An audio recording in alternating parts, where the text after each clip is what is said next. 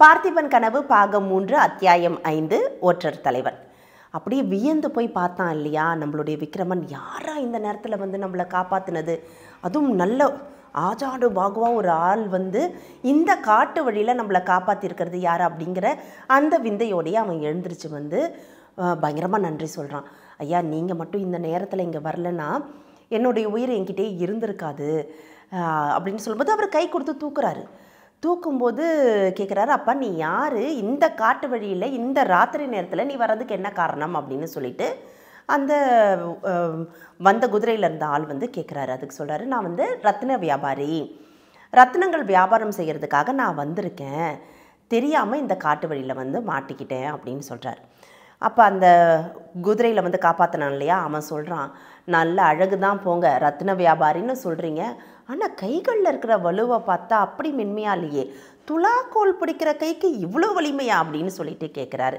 ஐயா, நானும் வாழ்வித்தையும் சேர்த்து தான் கற்றுருக்கேன், அதனால தான் இந்த இடத்துக்கு வந்ததுக்கப்புறமும் இந்த மாதிரி ஆட்கள்கிட்டேருந்து என்னால் தப்பிக்க முடிஞ்சுது. ஆனால் நீங்கள் இல்லைன்னா எனக்கு பேராபத்தாக போயிருக்கோம். தக்க சமயத்தில் வந்து உதவி செஞ்சீங்க, இந்த உதவியை நான் மறக்கவே மாட்டேன். என்ன நான் கொஞ்சம் ஏமாந்து போயிட்டேன், நம்மளுடைய நரசிம்மவர்மருடைய ராஜ்யத்தில் திருட்டு களவு பொய் புரட்டுக்கெல்லாம் இடமே இல்லைன்னு சொல்லிட்டு அயல் நாடுகளில் கடல் தாண்டியும் இருக்கக்கூடிய இடங்கள்லாம் பேசிக்கிறாங்க, ஆனால் அதை நம்பி நான் ஏமாந்துட்டேன் அப்படின்னு சொன்னோன்னே, என்னப்பா அப்படியே அயல் நாடுகளில் பேசிக்கிறாங்க, அப்போ நீ எந்த ஊர் ஆளியா, நீ எந்த ஊர் அப்படின்னு கேட்குறாரு. நான் செண்பகத்தீவை சேர்ந்தவன் அப்படின்னு சொன்னோன்னே, செண்பகத்தீவா, நானும் கேள்விப்பட்டிருக்கேன், ரத்தினங்களுக்கெல்லாம் பெயர் போன ஊர் இல்லையா அது, ஓ அதனால தான் அங்கேருந்து ரத்தின வியாபாரம் பண்ணுறதுக்கு இங்கே வந்திருக்கியா, ஆனால் ரத்தின வியாபாரம் பண்ணுறதுக்கு வந்தவன் காஞ்சிபுரத்துக்கு இல்லை போயிருக்கணும், நீ ஏன் உறையூர் போகிற இந்த காட்டு வழியில் வந்த அப்படின்னு சொல்லிட்டு கேட்குறான். உடனே இவனுக்கு வந்து யோசிச்சுக்கிட்டே மழுப்பலாம். விக்ரமன் அதை பற்றிலாம் பேசாமல் என்ன பண்ணுறான், ஐயா நீங்கள் என்னோடய உயிரை காப்பாற்றிருக்கீங்க, உங்கள் பேர் என்னங்கிறத வந்து நான் தெரிஞ்சுக்கலாமா, பேரில் என்னையா இருக்குது, அதெல்லாம் ஒரு பிரச்சனையும் இல்லை, நீங்கள் ஏன் இந்த காட்டு வழியில் வந்தீங்க, யாரை நம்பி இப்படி வந்துட்டீங்க, இப்படி ஏமாந்து போய் நிற்கிறீங்களே அப்படின்னு சொல்லிட்டு வந்த ஆள் கேட்குறாரு. அதை உடனே இவன் சொல்கிறான், நான் நினச்சது தப்பாக போயிடுச்சு, மறுபடியும் சொல்கிறான், இந்த மாதிரி பல்லவ சக்கரவர்த்தியோட ராஜ்யத்தில் களவு இல்லைன்னு சொன்னாங்கன்னொன்னே இப்போ இவர் சொல்கிறாரு, நீங்கள் கேள்விப்பட்டதெல்லாம் தப்பு கிடையாது, உண்மையான ஒரு விஷயந்தான். ஏன்னா இந்த மாதிரி வெளியூர்லேருந்து வெளிநாட்டிலேருந்து அயல் தேசத்துலேருந்து வந்த ஒரு ஆள் வந்து காட்டு வழியில் பாதையில் போகிறாங்க அப்படின்னு சொல்லிட்டு எங்களுக்கு தகவல் வந்தது. நான் வந்து ஒற்றர் படையை சேர்ந்தவன், ஒற்றர் படைகளுடைய தலைவன் நான், எனக்கு தகவல் வந்ததுனால என்ன நடக்க போது, ஏதாவது ஆபத்து நேர்ந்திடுமோ அப்படிங்கிறதுக்காக தான் நானே வந்து இந்த வழியாக வந்தேன். நல்ல வேலைக்கு நீங்கள் வந்து நான் வரலைனாலும், எப்படி நான் வரலைனாலும் 3 பேரை சமாளித்த உங்களால் இன்னொருத்தனை சமாளிக்கிறதுக்காக கஷ்டமாக இருந்திருக்க போகுது அப்படின்னு சொன்னோன்னா, இல்லையா இது பேருதவி, 3 பேரையும் நான் சமாளித்து இருந்தாலுமே கூட அந்த 4ஆமவனை நான் சமாளிச்சிருப்பேனா வீழ்த்தியிருப்பேனா அப்படிங்கிறது தெரியாது, தக்க சமயத்தில் வந்தீங்க, உங்களோட வாளுக்கு அவன் இறையானா, நான் நினச்சது தவறு தான், ஏன்னா உங்களுடைய ஒற்றர் படை அந்த அளவுக்கு வந்து தீரமாக இருக்குது, அதே சமயத்தில் வெளியூர்லேருந்து வரவங்களுக்கு இவ்வளோ பெரிய பாதுகாப்பை கொடுக்கக்கூடிய அளவுக்கு உங்களுடைய ஒற்றர் படை வந்து வேலை செய்யுது அப்படின்னா நான் நினைத்தது மிகப்பெரிய தவறு. இப்பயும் சொல்கிறேன், பல்லவ சக்கரவர்த்தியோடைய சாம்ராஜ்யத்தில் அற்புதமாக இருக்குது, இந்த பொய் புரட்டு களவு இது எதுவும் ஏற்படாமல் இருக்கிறதுக்கு ஒற்றர் படை எந்த அளவுக்கு தகுதியானதாக இருக்குது அப்படிங்கிறத நான் பார்த்து வியக்கிறேன் அப்படின்னு சொல்லிட்டு ரத்ன வியாபாரி சொல்கிறான்.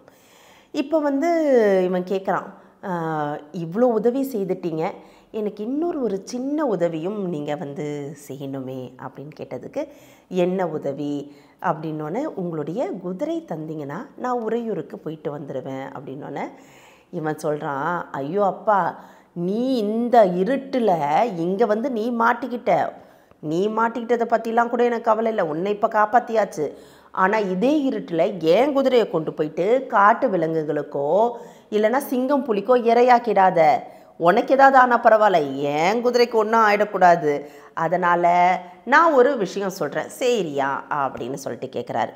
நிச்சயமாக ஐயா சொல்லுங்க அப்படின்னோடனே, என்னோட வா, இந்த பொழுது எங்கே தங்கலாங்கிறத பற்றி நான் சொல்கிறேன். உனக்கு நம்பிக்கை இருக்கா என்னோட வந்து தங்கிக்கோ.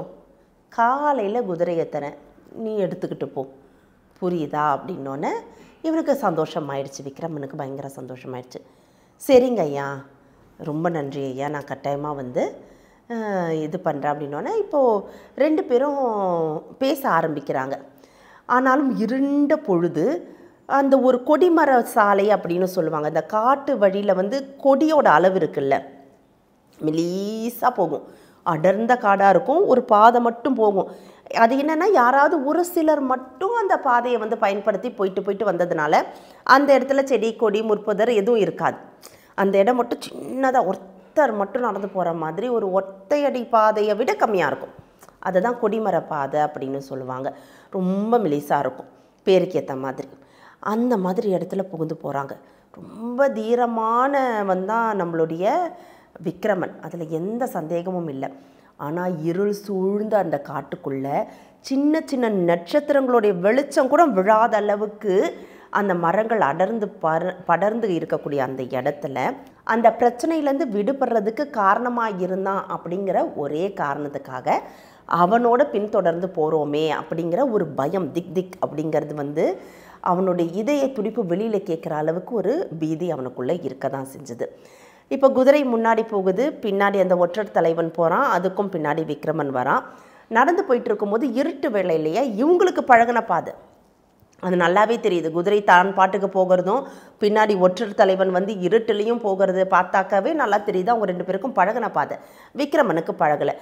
ஒரு செடியோடைய அந்த வேர் பட்டு கீழே விழறான், அவனுடைய மூட்டெல்லாம் விழுது. அப்போ என்ன பண்ணுறான் ஒற்றர் தலைவன், வேகமாக அவனை கைப்பிடிச்சி தூக்கி விட்டு அந்த மூட்டையெல்லாம் எடுத்து குதிரையில் கட்டிட்டு அதுக்கப்புறமா சாவகாசமாக வந்து 2 பேரும் நடந்து போயிட்டே இருக்கிறாங்க.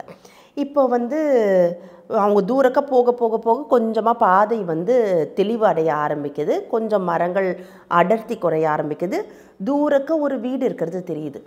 விக்ரமன் யோசிக்கிறான், இந்த ஒரு அடர்ந்த காட்டுக்குள்ளே இப்படி ஒரு இடமா?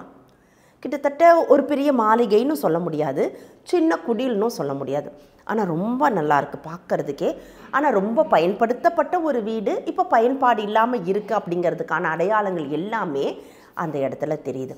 இது யாருடைய வீடு அப்படின்னு சொல்லிட்டு கேட்குறான். வாப்பா, நான் இங்கே அடிக்கடி வருவேன், வந்தேன்னா நான் இங்கே தான் தங்குவேன், அதனால் இந்த இடத்துக்கு நீயும் வா, பொழுது தங்கு, மீதி விஷயத்தெல்லாம் நம்ம காலையில் பேசிக்கலாம் அப்படின்னு சொல்லிட்டு இவன் வந்து இந்த ஒற்றர் தலைவன் என்ன பண்ணுறான், விக்ரமனை அழைச்சிக்கிட்டு அந்த வீட்டுக்கு முன்னாடி போகிறான், கதவை தட்டுறான். இப்போ இதோட இந்த அத்தியாயம் நிறைவு பெறுது. கதவை தட்டினா உள்ளேருந்து யார் வந்து திறந்தா? இல்லை, நாம் நினைக்கிற மாதிரியும் விக்ரமன் நினைக்கிற மாதிரியும் ஒற்றர் தலைவன் ஒருவேளை விக்ரமனுக்கு உதவி பண்ணாமல் இவனும் ஏதாவது ஒரு மறைமுக எதிரியாக இருக்கக்கூடுமா அப்படிங்கிறதெல்லாம் அடுத்த அத்தியாயத்தில் பார்த்து தெரிஞ்சுக்கலாம். இந்த தகவல் உங்களுக்கு பிடிச்சிருந்தா லைக் பண்ணுங்க, உங்க ஃப்ரெண்ட்ஸுக்கு ஷேர் பண்ணுங்க, மறக்காம எங்க சேனலுக்கு சப்ஸ்கிரைப் பண்ணுங்க.